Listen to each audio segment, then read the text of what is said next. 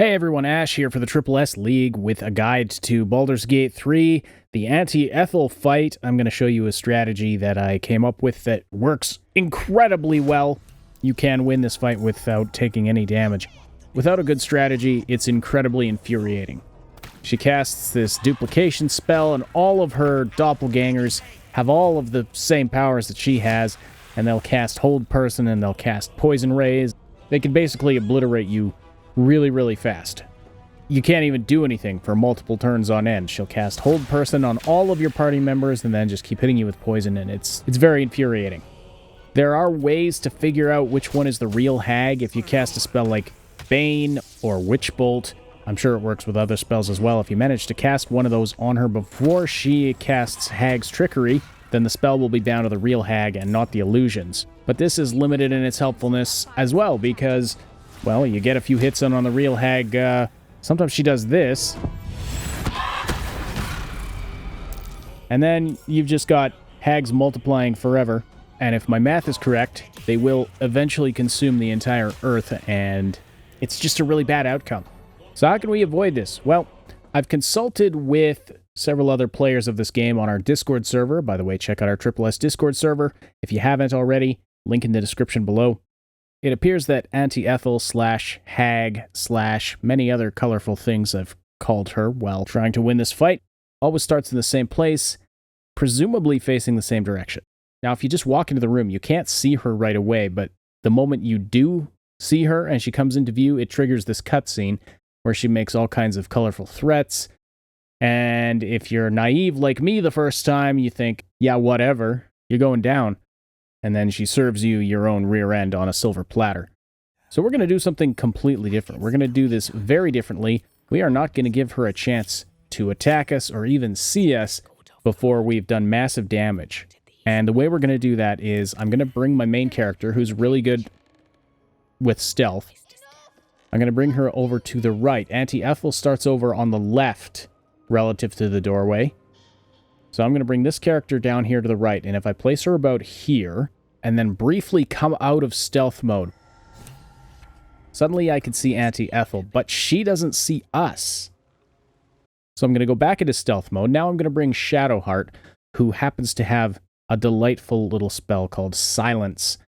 Now, if you don't have this spell, you need to get this spell. You should get at least one character who has this. This is going to be a game changer when you're fighting magic casters because they can't cast spells if they can't speak. So in my case, Shadowheart has it. Gale also has it. You can find scrolls for it. It's definitely one you want to hang on to and have available. So we're going to cast Silence right at Auntie Ethel. Now it's very interesting that combat hasn't even started yet, but she's just sitting in this silent bubble, apparently completely oblivious to the fact that anything is going on around her. Now at this point, you're like a mosquito at a nudist colony. I mean, just so many juicy possibilities. I'm going to start off with a ranged attack from my main character, who's really good with ranged. I'm also going to use the ensnaring strike to hopefully ensnare her and prevent her from moving. And yes, she is ensnared. Now combat has started. I've got the advantage. Auntie Ethel is surprised.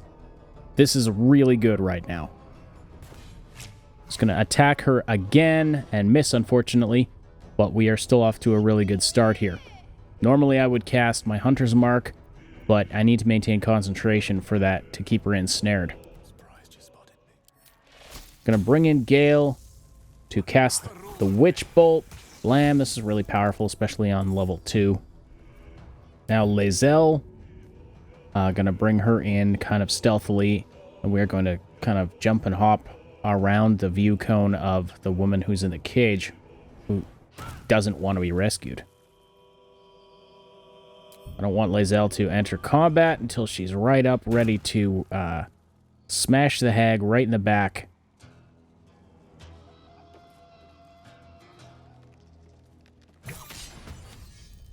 Get a nice crit on her that way. Okay, now Shadowheart is going to get her first in-combat turn, and I'm just going to do a simple ranged attack and then kind of move Shadowheart to safety. Not that she's in much risk without, with Auntie Ethel really not able to cast any spells right now. So Lae'zel, another attack.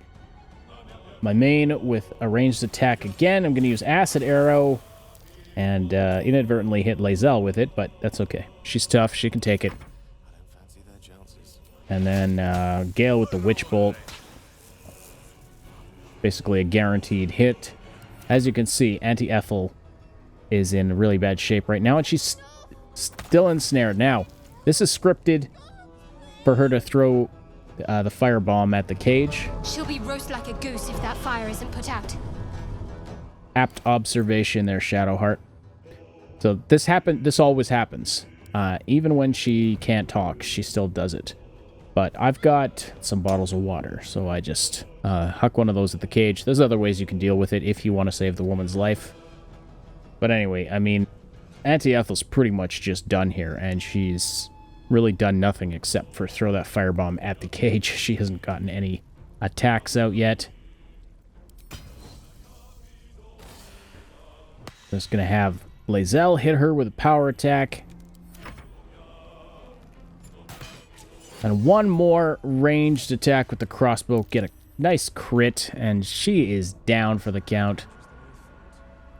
So she didn't even get an attack off, so that's a 0 damage. I crave blood.